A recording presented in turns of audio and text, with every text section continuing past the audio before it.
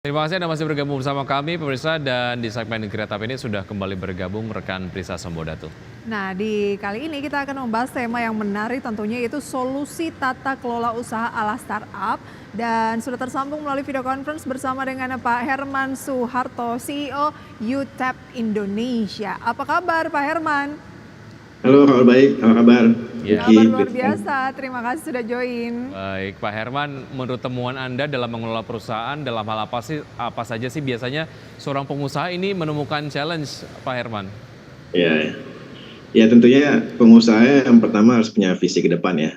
Setelah dia punya visi ke depan, pasti kan challenge pertama dia nge-build perusahaan itu ya, bikin perencanaan, bisnis jangka panjang, terus ngerekrut talent. Nah yang paling pertama itu dia mesti membuktikan tuh tahap pertama dari hipotesa asumsi bisnis yang rencananya bisnis itu diaktualisasi ke revenue aslinya gimana gitu. Nah itu milestone pertama itu yang mesti dilewati. Nah yang kedua, milestone kedua ya pasti dia mesti menstabilkan gitu, menstabilkan secara bisnis, secara revenue. Kayak kemarin juga kita masuk ke pandemi ya, jadi gimana ya perusahaan itu bisa tetap kuat di saat pandemi, bisa beradaptasi. Nah itu yang di milestone kedua tuh yang paling penting dimiliki sama perusahaan. Yang berikutnya yang terakhir ya mungkin pengusaha masih bisa men-scale up perusahaannya ya. Nah ini challenge sebesar ya ketika dia melewati perencanaan, dia udah melewati masuk ke satu, kedua. Yang ketiga ini yang gimana cara dia men-scale up. Dengan scale up yang pasti dia harus punya company secara marginnya juga positif, cash flow-nya bagus, dia juga punya beberapa revenue stream yang contribute revenue yang buat perusahaan. Jadi challenge ini yang mesti dilalui sama pengusaha-pengusaha, baik di skala enterprise maupun di skala yang kecil juga gitu.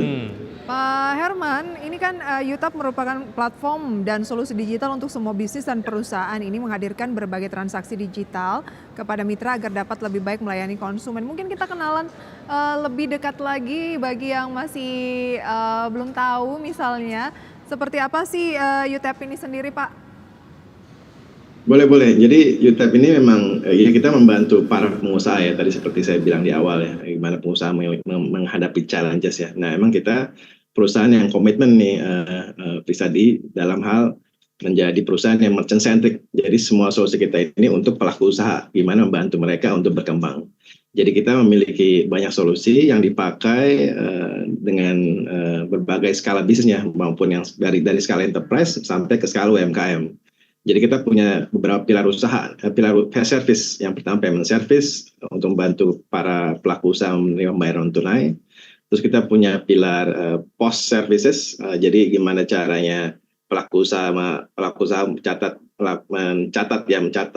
merekod semua penjualan, jadi point of sale ya. Terus yang ketiga kita punya services, pilar itu adalah supply chain, gimana cara pelaku usaha mendapatkan akses ke stok marketplace, dia bisa membeli stok dengan murah. Jadi pilar usaha ini kita bisa memberikan services yang lengkap ya buat pelaku usaha, mulai dari value chain sampai ke supply chain nanti pasok. Jadi kita end to end bisa kita supply.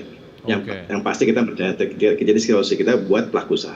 Oke, baik. Ini kan baru tadi saya mau bilang solusinya ternyata lengkap juga yang ditawarkan oleh UTEP sendiri begitu ya.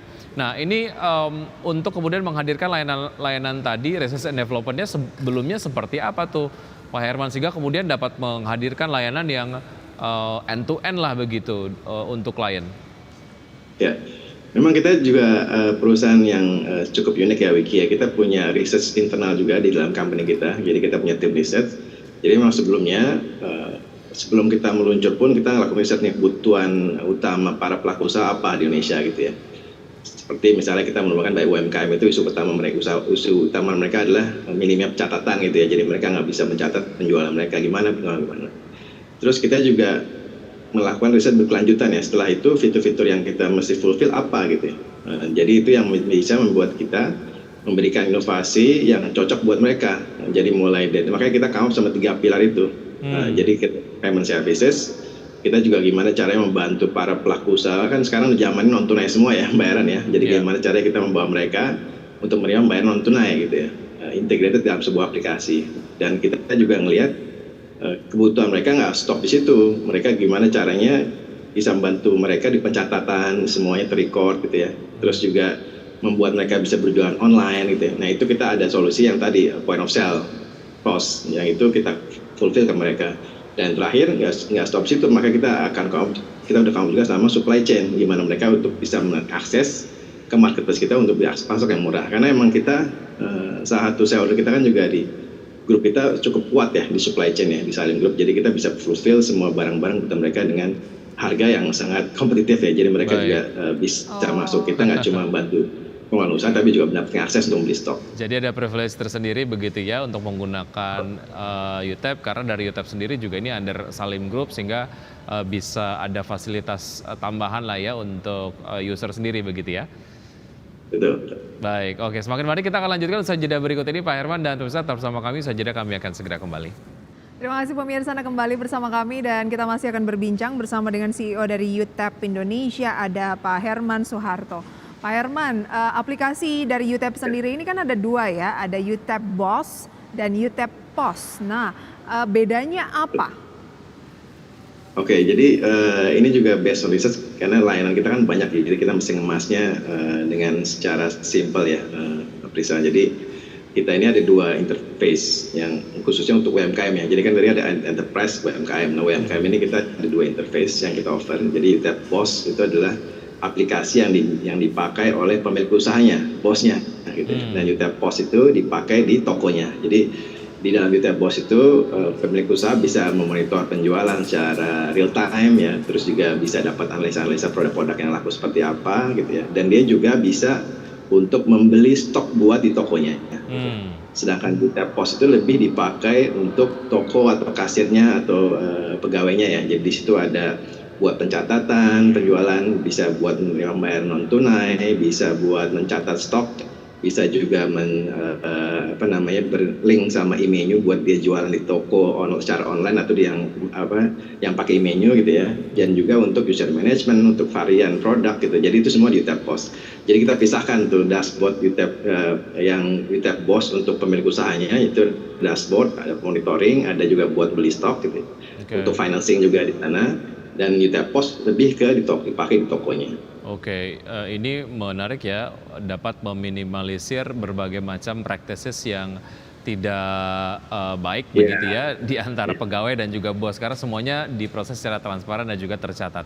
Oke, sejauh mana POS dan juga BOSS ini menjadi kedua produk yang diserap secara maksimal keduanya oleh user, Pak Herman?